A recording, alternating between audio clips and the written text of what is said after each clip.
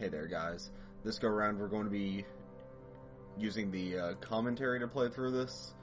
It really doesn't matter what modifiers you have on. You could have all these, but I think if I remember correctly, the commentary modifiers are in a specific order. So it's generally good to go through the game like you usually would. I think having all lights on won't hurt though. And we won't really be touching the voice diary, so I think we can leave that on. But anyway, I should describe what the commentary is. Icons appear throughout the house, allowing you to hear commentary from the game's developers and contributors, meaning like extra staff that worked on the game, which particularly means like some of the bands that help contribute to the game that you hear in the game specifically, and the voice actresses. There's really only one. No. I think Katie's voice actress shows up in one scene, but that's beside the point. Oh, not compatible with disabled voice diaries. So, yeah, we couldn't have done that anyways. Maybe I should have finished reading before I started stuff. But we'll just start right off. And, I think does it start with the intro cutscene? Yeah, I can just skip it.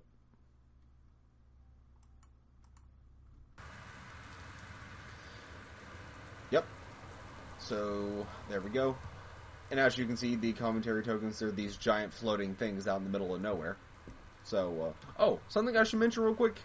Mr. Gainer might mention it right here. But these weren't in the game originally. In fact, none of these modifiers were. I can't specifically say when, but I think they were added, well, I should specify. When this game was first released, I think it was just on PC. It might have had ports pretty quickly to the Xbox and PS3. The 360 and PS3, I should say. Maybe. No. It came out in 2014. Those consoles were mostly dead by then. But the point is, so yeah, it would have just come out on PC first. It came out in 2014, and for the first couple years, it didn't really have any achievements or anything. And the first time I played through this game, there wasn't any of that. There wasn't any achievements. So I'm pretty sure if you look at my Steam library, even though I first played it in 2016, it'll say I got those achievements more recently. Because I think around the time it did get a port to PlayStation, and I'm pretty sure that would have been in like late 2016 or early 2017, because I can't remember if I mentioned it before, but the way I found out about this game was through the Kind of Funny crew, because they hyped this game up like nothing else. They also spoiled it for me, which I'm not too fond of. Also, another thing you need to be look out for is that there's little tokens under here like this, but they can be hiding. They're not just all out in the open.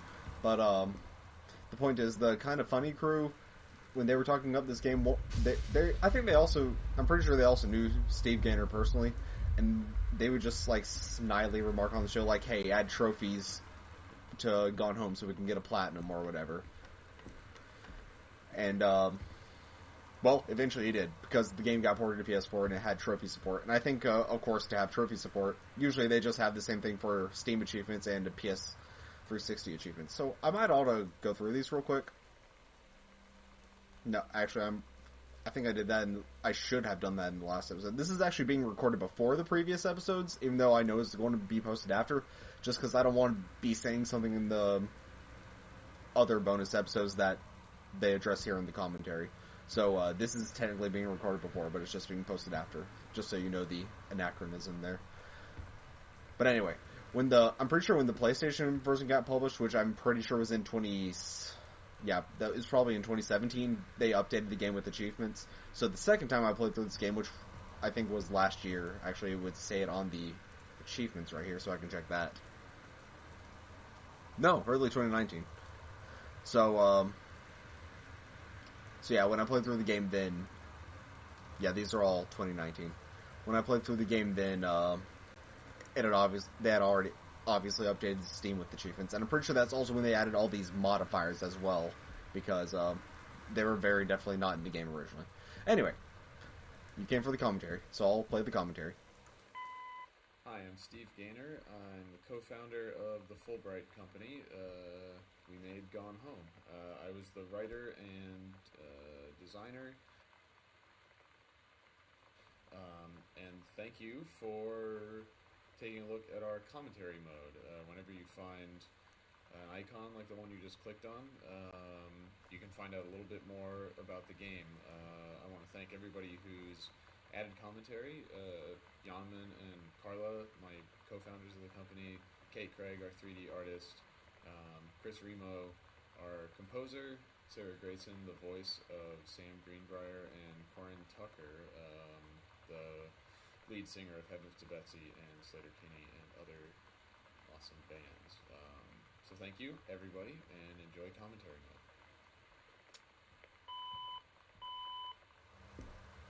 And they'll also deactivate once that happens, so you know which ones you haven't seen. And I'm not sure if I mentioned it in the last episode or not, again, because that episode doesn't exist as I'm saying this, but you do have an achievement for activating all the commentary modes. But obviously, since I got that achievement, I can't exactly say, like, if I got all of them, so who knows. So, if I miss any, it'll just be tacked on at the end of this video after I finish talking. So, Christmas Duck. Christmas Duck, is a fan favorite. He's kind of a mascot, I guess, and I think that's partly because it's a weird concept, a Christmas duck, and partly because it's, like, the first unique thing that you encounter, in the game. It's kind of personified as like a little character, but the thing is, Christmas Duck was not planned. When we were starting the project, we didn't have a 3D modeler, because Kate came on a couple months after we started, and we needed a bunch of 3D models, and so I was just going through the Unity asset store, so I was going through the list and saw this Christmas duck, and I was like, what is that? Okay, and I grabbed it, and we used it as like a test object just to set up the system where you can grab stuff and carry it around, and then I ended up saying, alright, we got this Christmas duck, I'll hide the key under it, and instead of replacing the free model with a totally different thing, just made a real version of it, and Carla modeled it, and Kate textured it, and we kept him in the game, and we're glad, because he's everybody's little friend. Good old Christmas duck.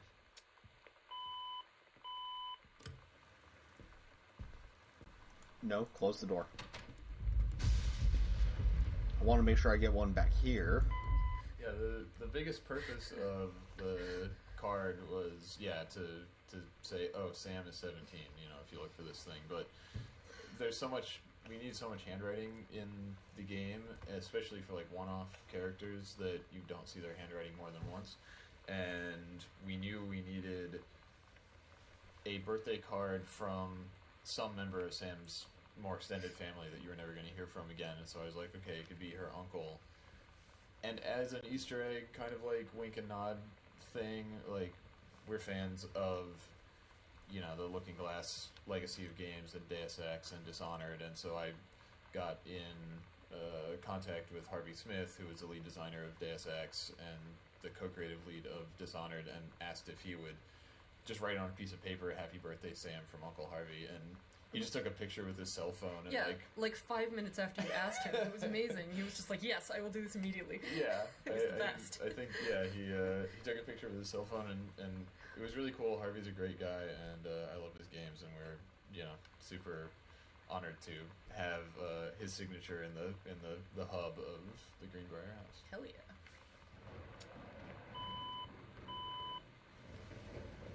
It must be cool when you can just meet the developers and, like, apparently just, like, text them of some of your favorite games. Of course, I wouldn't have that experience.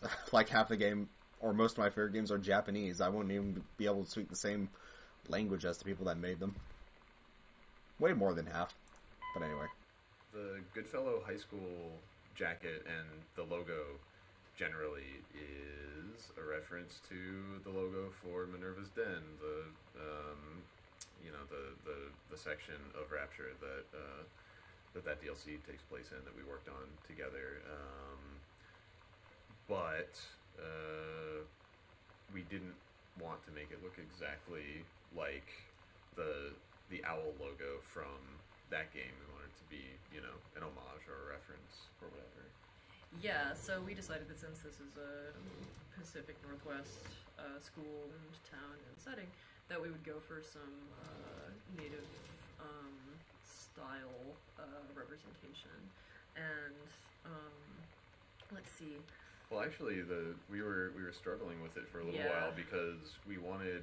At first, I was saying, just make it look like a very 90s looking school mascot logo illustration that's just cheap that maybe one of the students did or something, and the direction wasn't good enough, and we didn't really have a good enough example to work from. And then Kate actually came to visit. Oh yeah, that's right. And she suggested, what if it's like a Pacific Northwest Native American style approach, and that really just clicked and made total sense.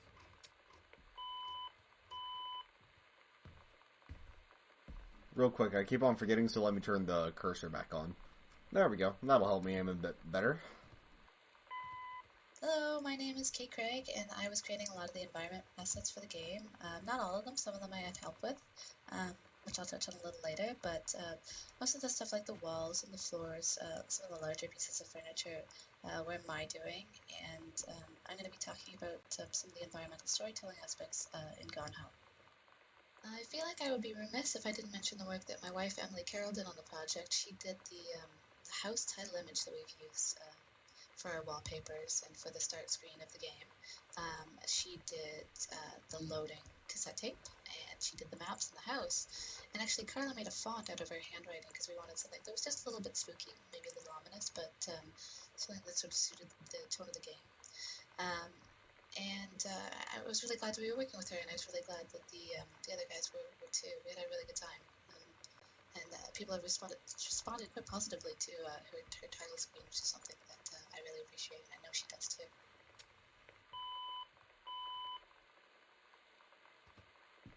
I'm excited to hear about the environmental storytelling, because that's like the main thing, one of the main things this game is known for, because it does an impressive job at that, and it's probably the aspect that I most appreciate about this game.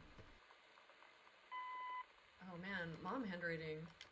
We went through a lot of different moms for handwriting. A lot of different moms contributed handwriting for our game.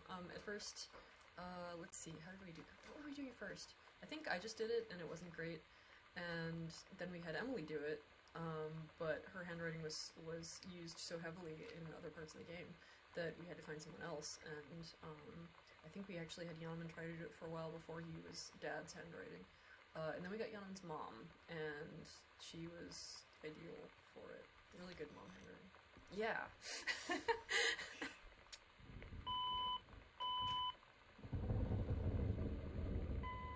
Hi, I'm Chris Remo, the composer on Gone Home.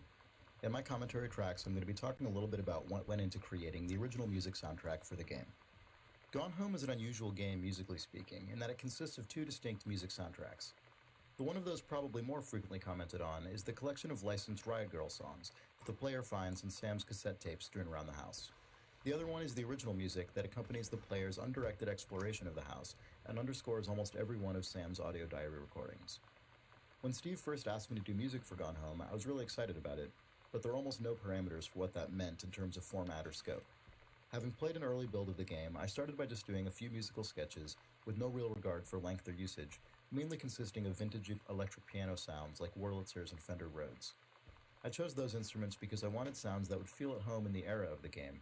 The Twin Peaks soundtrack used a lot of Rhodes, for example, but would also blend into the background and not share much tone in common with the abrasive Riot Girl guitars.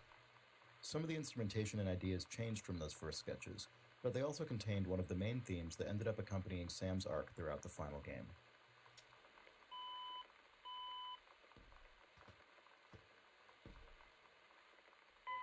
Hi, this is Corin Tucker from Heavens to Betsy.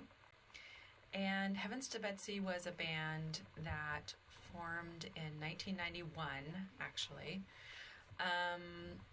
And I actually got the idea for joining a band when I moved to Olympia, Washington, and became a fan of the music scene there.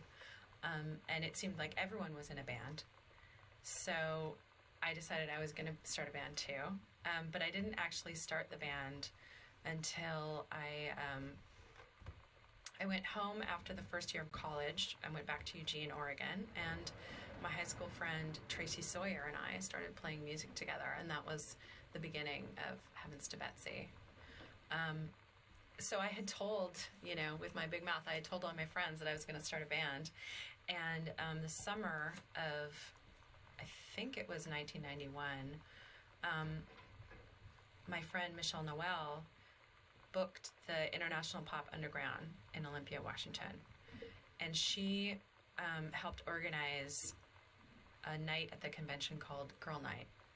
And it was all women musicians. So she called me and said, hey, let's get you on stage with that, you want to play the show that I'm organizing. So, this totally new band that had never performed before. I mean, we'd never performed ever any kind of music. Got invited to play this big show at the Capitol Theater in Olympia in front of all of our musical heroes, right? Everyone from K Records, all of Fugazi was there, all of Bikini Kill was there.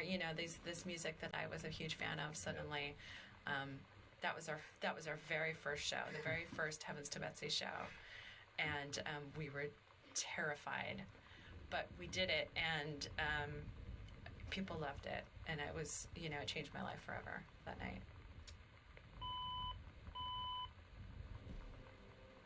I've got to say that even though I don't personally care for this music myself, it is still cool that they actually managed to license the music to have in this game. Which, even though I don't like it, of course this game might have repopularized it, but I remember looking on YouTube and these bands actually, I think in the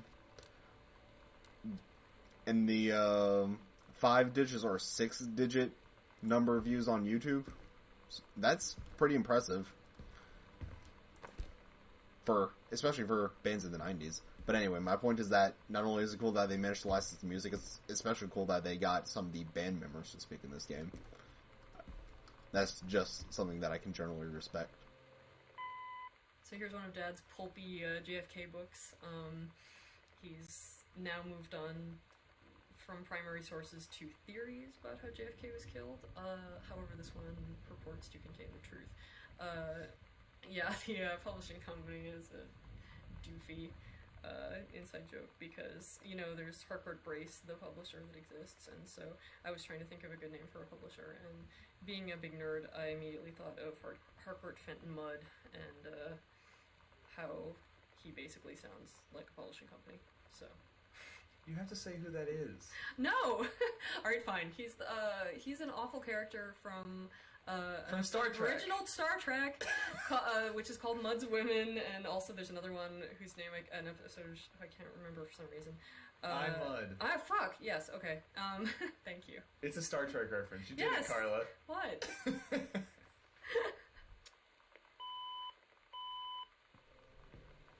Also think it's cool when developers have insider jokes, sort of insider jokes or references like this, especially when they don't detract from the game, because I totally, I went into that I think in the first episode, right? Yeah, it was right at the end of the first episode. I had to look up that and see if that was an actual publisher, because I thought the name Hardcore sounded familiar, and I was right about that, but the Fenton part was fake. So it isn't a jarring reference. It isn't like inserting a meme into a game that can be jarring. But I think execution like that's very well done. The doors were actually one of the hardest things in the game to get working correctly, and I know that there's still some bugs existing with the doors, actually. But it's a surprisingly hard problem, which is why most video games just have doors that kind of slide away into nothingness or open in strange ways or don't, let you interact fully with doors. But of course, it's in a house like in Gone Home, a realistic house, it's important that everything be as natural as possible. The one concession we made to video gaminess is that the doors all swing both ways, which never happens in a real house, but it's necessary to prevent the player trapping themselves in some strange state.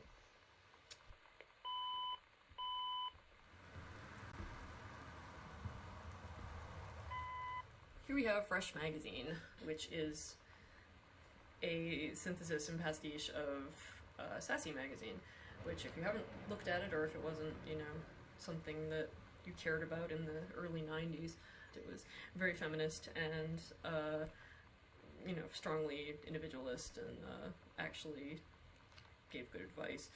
It was actually really good. Anyway, so yeah, this is the type treatment, the super grungy type treatment is totally indicative. That's how it used to be. Oh yeah, and amusingly, of course, our cover model is Rachel, Steve's wife. I had to make her put on this awful light pink lipstick and do the 90s-ist stuff imaginable. And she did it. It was your idea to put a braid in the front of her bangs? Yes. Yeah, it seems like... Congratulations. Oh, thanks. Yeah, they had me fooled, so credit to that. That, like I was saying, that's just something that I wouldn't know any better. My sister might be able to. But then again, she was still like a kid in the 90s. She wouldn't be into teen magazines and stuff. She was a teen in the 2000s. Oh, 451, that's what I got wrong. Inside of this file folder, you find the first combination code in the game. This code goes to Dad's lock filing cabinet, and it's 0451, which is a bit of a tradition / in-joke amongst... I mean, it's not really an in-joke, it's just an internal reference amongst this lineage of games that hark back to immersive sims that are kind of first-person exploration games that started with Ultima Underworld and System Shock, and 451 was the first key code in System Shock, and then it was also the first key code in System Shock 2 and Deus Ex and Bioshock and most recently Dishonored. And yeah, I've personally worked on a couple of games that had 0451 as the first code in them, and we were really adherent to the tenets of the interactive model and kind of the principles of design behind those games when we were designing how Gone Home works, and so to maintain that tradition, we also made it the first code in our game. And you made it the tattoo on your arm. I also got a tattoo of 0451 because it is sort of a symbol of this certain philosophy of game design that's important to me. And yeah, this writing, breaking canon, is in Emily's handwriting. Emily's handwriting is technically only in the font that exists outside the game. She doesn't actually do the handwriting in any of the characters, but yeah, I had her write 0451 in her very distinctive handwriting, and then I got a tattoo of it and figured I would use that source image as the image that you find on the inside of this folder.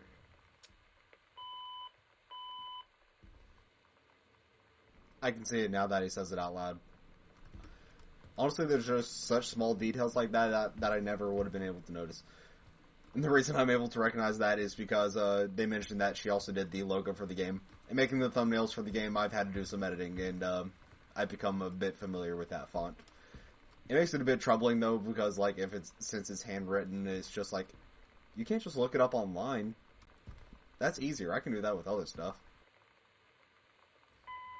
One of our favorite movies is The Apartment, which was directed by Billy Wilder, and it starred Shirley MacLaine and Jack Lemmon, and it's from like 1960, and it's basically what Mad Men is, except actually from that time. Yeah. It's super good, and there's this weird, like, kind of humorous vocal tick that some of the executives in the movie have, where they will refer to something like, they'll say like, we're doing quite well dividends-wise, or something, and Shirley MacLaine's character is named, her last name is Kubelik, and one of the executives at different times says something like, so how are you getting along Kubelik-wise?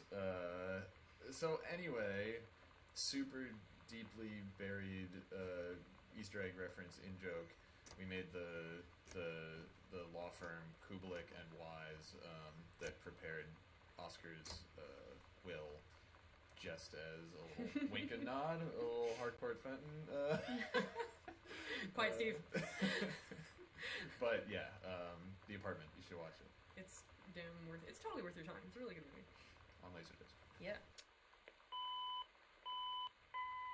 When you're putting like lamps and stuff around a house, one thing that you have to deal with is plugging them in. And something that always annoys me about level design in games is when there's some lamp or piece of electronics that would have to be plugged in because it doesn't run on batteries, but it doesn't have a cable because video games. And so, since a big part of the point of Gone Home is the specificity of the house and the believability of all the details, because of that, Steve himself. I spent some late nights with my meager Maya skills modeling custom cables for each of the things that's plugged in so that the cables actually run from the TV or the lamp or whatever to an outlet in the wall. It is a really good detail. I think that I'm proud of you for getting that in there, Steve. That's important. Yeah. That was something I noticed earlier, and it was especially apparent with that awkward lamp in the basement because it's like laying on its side, but the cable stretches up to the ceiling.